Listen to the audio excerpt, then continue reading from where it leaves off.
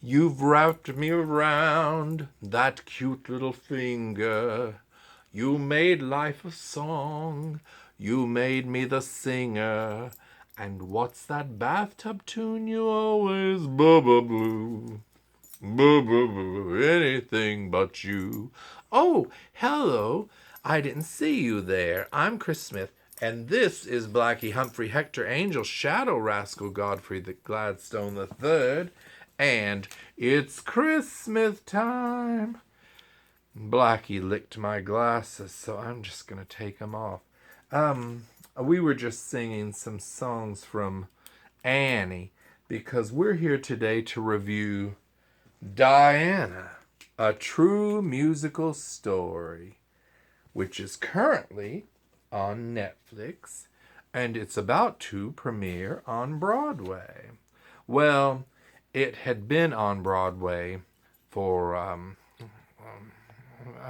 don't know how long, a week or so before the great shutdown of March 2020 because of COVID. So everything shut down, as you may know, and then the producers of Diana made a deal with Netflix that they would film the stage version during the summer of 2020, and they put the cast in quarantine for 14 days. They did COVID tests and isolated them from everybody in the world, and when they were free to come out and just be in rehearsals with each other, they rehearsed and they filmed on the stage the full show, but without an audience. And that is what this presentation is on Netflix.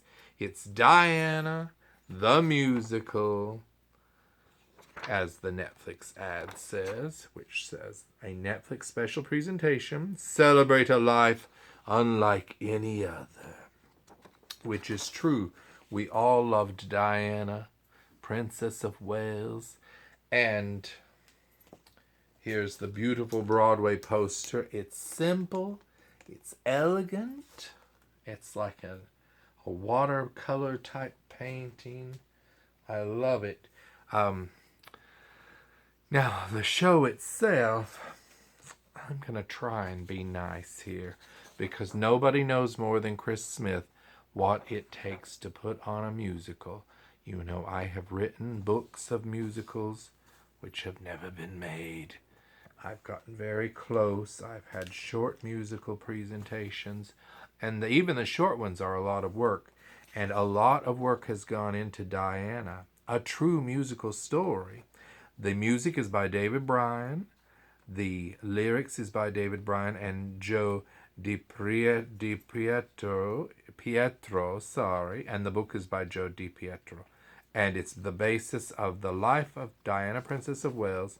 And, well, it's not my favorite show in the world, but it started on Netflix on October 1st, and I was there on October 1st watching it, and,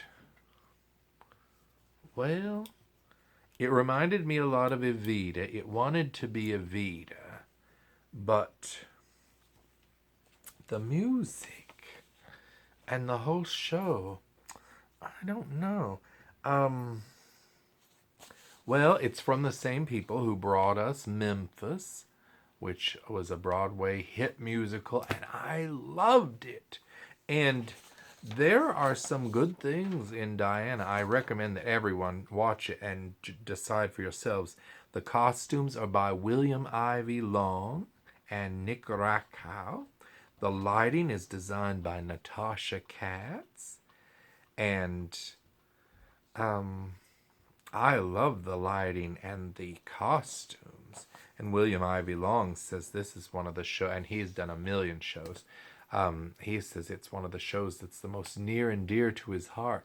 And they've recreated a lot of Diana's outfits, including the black revenge dress, which I didn't know about any of this stuff. They've outdone themselves. There's the whole the wedding dress, and the long train. And To me, the show feels sort of lonely. First of all, the no audience, which was understandable because it was at the height of the pandemic, so they couldn't very well have an audience. There weren't even vaccines back then. Um, but the cast is very small.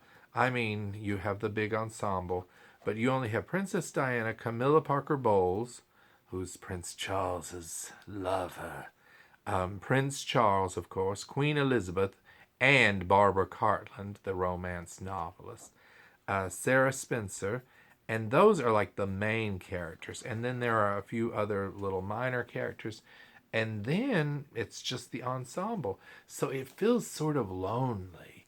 It's like it spans from when Diana was 19 and meets Prince Charles. Of course, her sister, Sarah Spencer, dated him beforehand, and Sarah is a character. She's really the only one from Diana's family that's represented in the show, and it goes all the way from when they first start dating, and Princess Diana is a kindergarten age. She's like, works with the children, and then she marries Prince Charles, and of course he's still in love, spoiler alert, with Camilla Parker Bowles, who's married, and they had sort of an arrangement, but poor Diana wasn't let in on this arrangement, so she sort of enters into a loveless marriage. And I mean, all of this in her story should be ripe for high drama. It reminded me of Evita. At least it really wanted to be. But there's something almost that makes it feel like a parody. Now, a lot of people have made fun of some of the lyrics, and I'm not going to read lyrics and point them out because it's hard to write a musical, y'all. And there's going to be a lyric here and there that you can point out and say, isn't that a horrible line? Of course. But so I'm not going to make fun of the lyrics. There's going to be something where they'll say it's the Thrilla in Manila, but with Diana and Camilla. I mean, you've got Diana and Camilla and Manila, and you're going to want to make that joke. This is from a song in the show where Diana and Prince Charles go to a concert. It's like some sort of orchestra type thing, and she's imagining everybody dancing and getting down like they're in the club, and of course Prince Charles is just all proper, and everybody's dancing around, and she's sort of imagining what it would be like if Prince Charles could really rock out. I thought that was a lot of fun, and there's a few songs in it that I did like. Of course, here's Camilla Parker Bowles meeting Diana. Here, of course, is the great Judy Kay as the Queen. And here she is with Charles telling him he needs to settle down. Now, Princess Diana is played by Gina DeWall. She has an excellent singing voice, but there was something cold about her that no offense to her, but something that didn't quite say Diana to me. She was sort of doing to me the Diana that was a little angry, which was probably part of the point of the show, because why wouldn't she be? But it captured more of the vengeful Diana than Diana that we all knew and loved. Erin Davie plays Camilla, is excellent. Prince Charles is played by Roe Hartramp. I didn't really recognize him, but he's very good. And Judy Kay, as I said, plays Queen Elizabeth II, and Barbara Cortland, the novelist that was a big part of Diana's life because she loved her novels, and then she married into the Spencer family and became sort of a distant relative. And of course, Sarah Spencer, the sister, is played by Holly Ann Butler. And the show actually premiered back in when?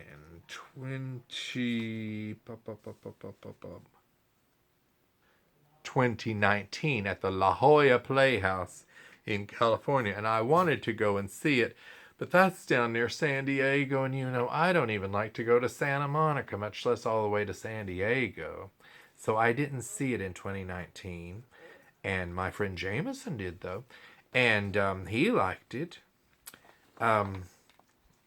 But yeah, so it made it to Broadway, which bravo for that.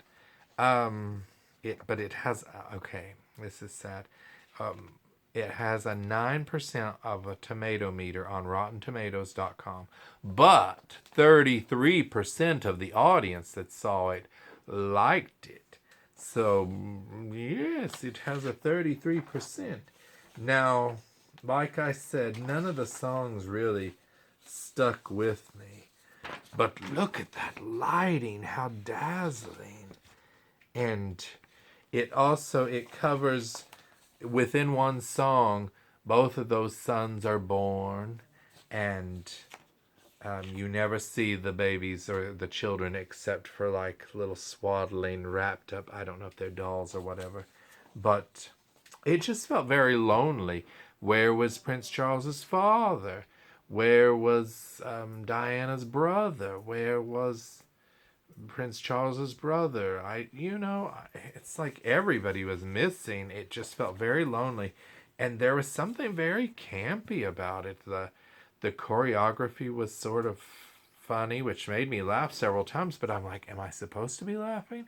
And because there was no audience there to laugh, it was just silence. And it's like, is this what it would be like if there was an audience? Are people just sitting there shocked?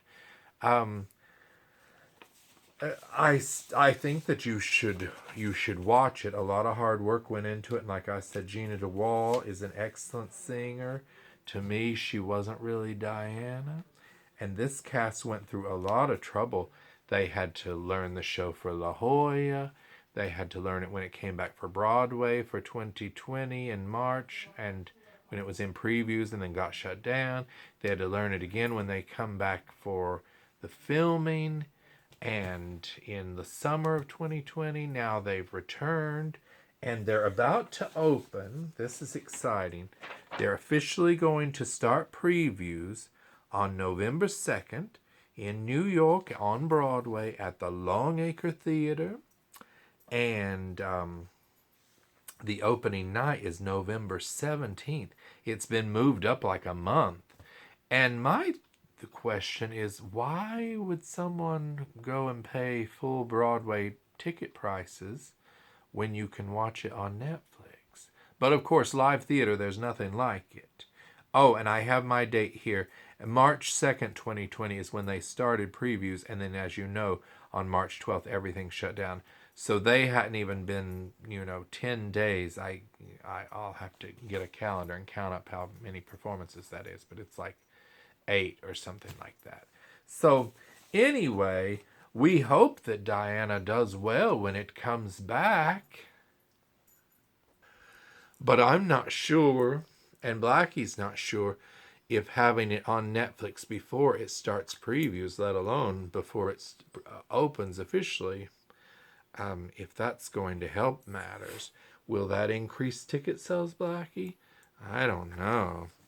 And the critics have already pretty much weighed in by what they saw on Netflix. So this will be very interesting to see, friends. So do go to Netflix and see Diana, a true musical story. Or you can watch it at the Longacre Theatre when it opens. Hopefully it won't open and close quickly. And if you want to see the teams that did the show, if you want to see their work in Memphis, it's on Broadway HD, and Memphis is an excellent show. Now, this is directed by Christopher Ashley, I do believe. Yes, Christopher Ashley, who did Come From Away and has done many great Broadway shows. So the show has a lot of talent behind it. So watch it for yourself and judge for yourself.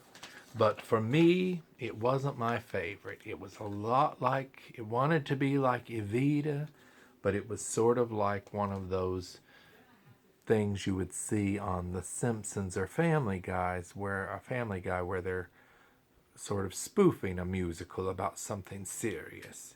So that's what I think.